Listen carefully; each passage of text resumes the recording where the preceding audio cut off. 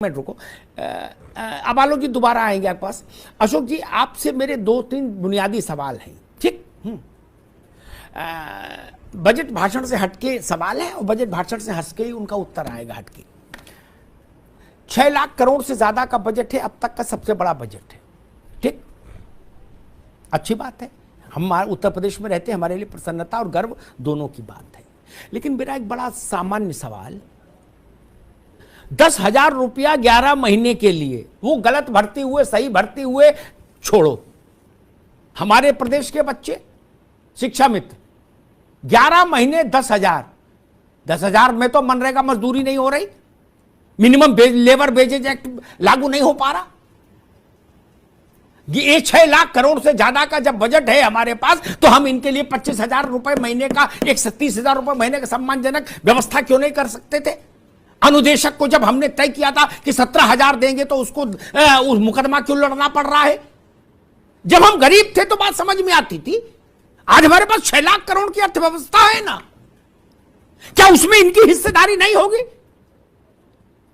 4 साल का शिक्षा प्रेरक का 2,000 रुपए महीने का मेहनताना बाकी है, यह हमारे लिए शर्म की बात नहीं क्या? 2,000 रुपए महीने का मेहनताना मिलता था, वो भी बाकी है। आंगनबाड़ी, अभी ताहिरा जी ने बात उठाई मिड डे मील की, रसोइयों का वेतन, उतने में जिए के खाए के मरे। आबकारी सिपाहियों का मसला, एम्बुलेंस के ड्राइवर जिन्होंने कोरोना काल में, कल जिसकी बात अखिलेश यादव उठा रहे थे, मैं सत्य के साथ खड़ा होता हूं। अब हमारे पास उतना बड़ा अगर बजट है, जब नहीं था तो हम मन महसूस के रहते थे। आज अगर हम ये गर्व करते हैं कि 6 लाख करोड़ का बजट है हमारा, तो फिर इन सबकी हिस्सेदारी नहीं होनी चाहिए क्या उसमें? अशोक पांडे जी।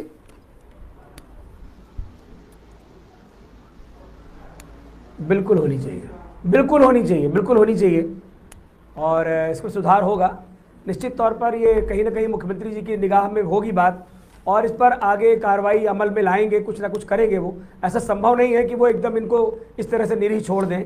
इन बुनियादी प्रश्नों को भी उन्होंने अपने दिमाग में जरूर रखा होगा, और इसीलिए मुझे लगता है कि जो इन्होंने एक मिसलेनियस बजट जिसमें गंभीर रोग से ग्रसित लोगों के लिए रखा है, या कर्मचारियों के इलाज के लिए जो बजट रखा है, उसमें कोई प्रोविजन उन ड्राइवरों के लिए जरूर होगा।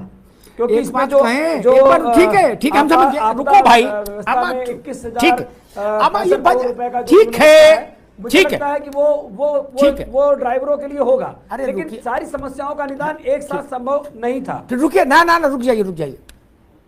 मैंने अभी जितने मसले उठाए, ये समझने का अंतर है, उन सबका एक साथ निदान 1 घंटे में संभव है। इसके लिए बजट और कोई संविधान सभा बैठेगी क्या? शिक्षा मित्रों को 10,000 की जगह 30,000 मानदेय देना है, एक जियो निकलना है, बात खत्म। विधानसभा में जाना है क्या?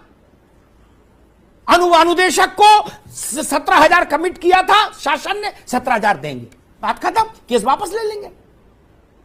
शिक्षा प्रेरकों का 2,000 रुपया महीना वाला मानदेय 40 महीने का बकाया है, सोचिए, मर जाए आदमी, सेक्रेटरी को बुलाइए कहीं, नहीं तो आपको जेल भेज देंगे। ये क्या ड्रामा है? 5 मिनट में काम खत्म करिए।